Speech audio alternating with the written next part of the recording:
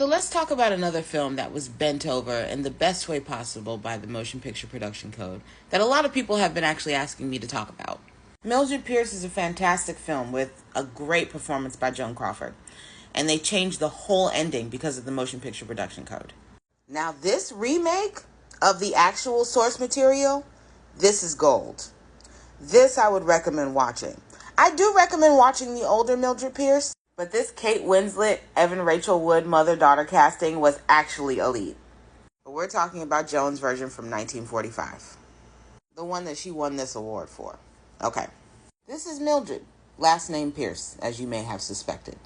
She gets called in by the police because her current husband, Monty Barragan, is dead, and they have reason to believe that her former husband, Bert Pierce, did it. Mildred gives them a firm no and said Bert would not do nothing like that. So, of course, the police is like, well, how do you know? And instead of just giving them the basic facts, she decides to now tell them, like, the last 5 years of her life, which we about to get into right now.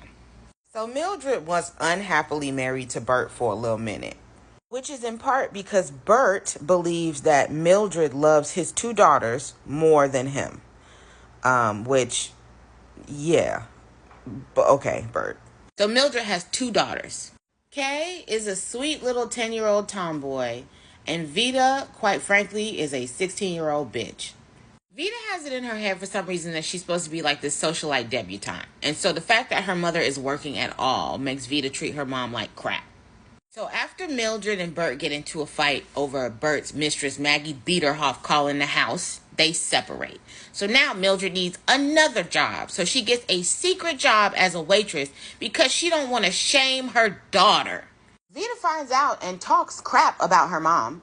And instead of Mildred being like, girl, you need to get over it, she is so obsessed with giving her daughter these material possessions that she's like, I got to figure out a way to make Vita proud of me.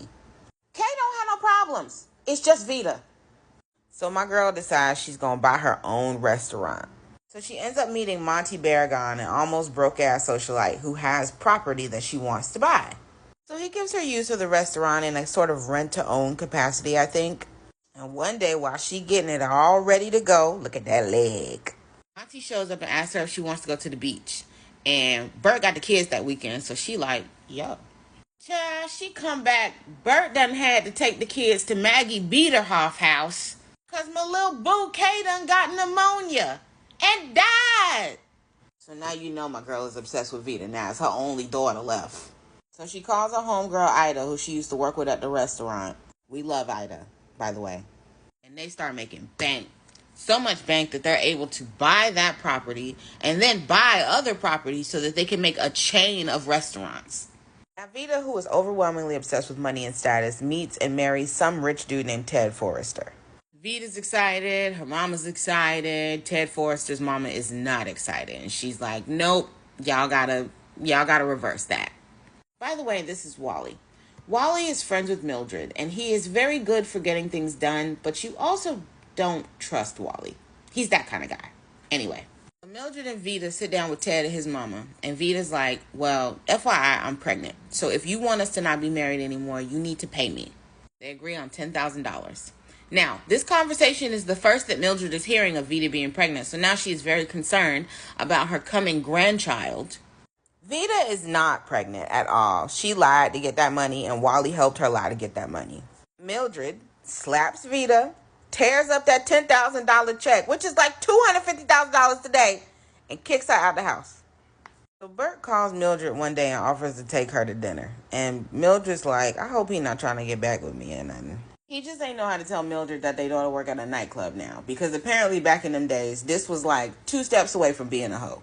So Mildred is trying to get her to come home, and she's like, your money's just not as long as it needs to be. Go ahead and stack your cookies up. Don't worry about me. I'm good. Even though she don't even like Monty like that, and even though he ain't even got money like that, he got social status. So she gets Monty to agree to marry her for 1/3 of her business. Now that they live at the Barragan estate, Vita brings her trifling ass back because now, by way of marriage, she's a debutante. So now every time Vita asks for something, she don't want to tell Vita no. Monty is taking money from up under her because that's her husband. So she is losing money. She is hemorrhaging money. And eventually she basically goes bankrupt and she ain't got no money left. So because of the business deal that she was in, she eventually has to sell her share of the business, but Monty gets to keep his share of the business. So he essentially owns her business and she don't own it no more. So now Mildred got to do something. So she goes and gets Bert's gun that's still at her house, and she goes to Monty's beach house where he is, because she gonna confront him about basically screwing her out of her business. Monty is there with his stepdaughter, Vita, already. So Mildred is like, what the fuck is going on? And Vita's like, yeah, Mom, just FYI, me and Monty are going to get married. You're old, you're dried up, you're washed up, you ain't got no money anymore, so we're going to be together. Sorry about your life. Boop, boop. Mildred is so distraught that she leaves crying and drops the gun on the way out.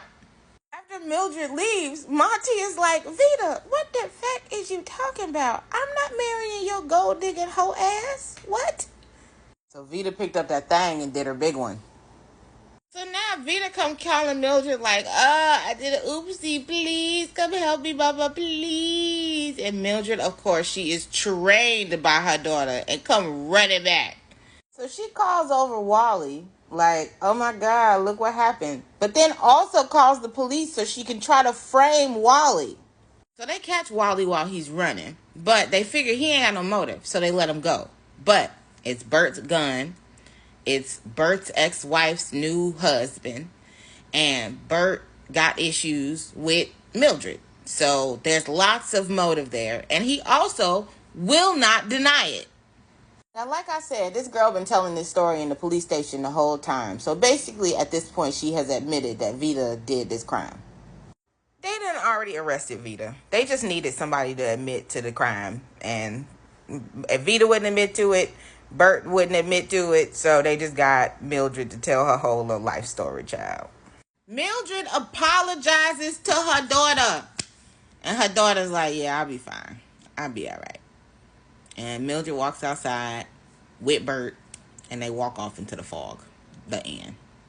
In the original text, there is no murder. Monty and Vita run off together. But, you know the code. People cannot commit adultery and just get away with it. So Monty dies, and Vita kills him, and she gets arrested. That's the rules of the code. So next Mother's Day, make sure you watch Mildred Pierce. And then immediately afterwards, watch Mommy Dearest. Love you, Joan.